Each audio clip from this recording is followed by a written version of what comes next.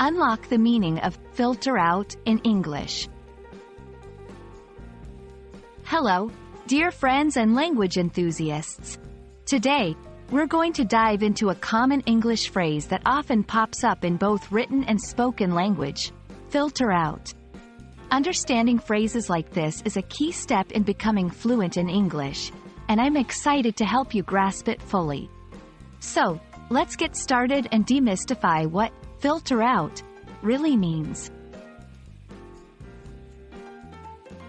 The phrase filter out can be understood by looking at each word separately.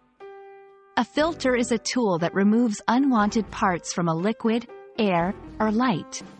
When we apply this concept metaphorically to information or people, filter out means to remove something that is not wanted or needed.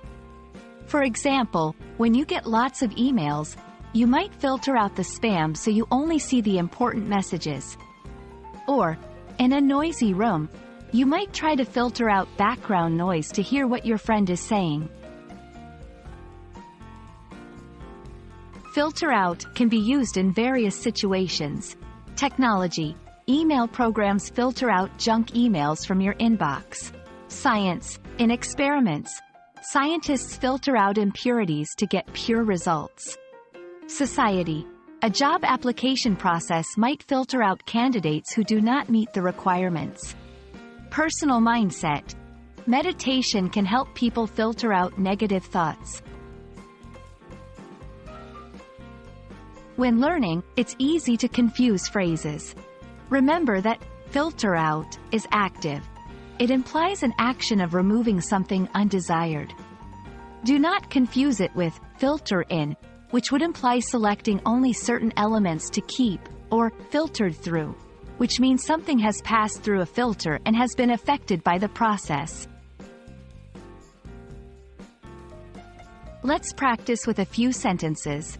After the interview process, we were able to filter out the less qualified candidates. The new software update has a feature to filter out unwanted notifications. She's learned to filter out the hustle and bustle of the city and find peace. Try creating your own sentences with filter out to better understand its usage. Thank you for joining me in this exploration of the phrase, filter out. I hope this video has clarified the meaning and you're now more confident in using it in your daily English. Keep practicing, stay curious, and until next time, keep filtering out the confusion on your path to English fluency. Goodbye, and happy learning!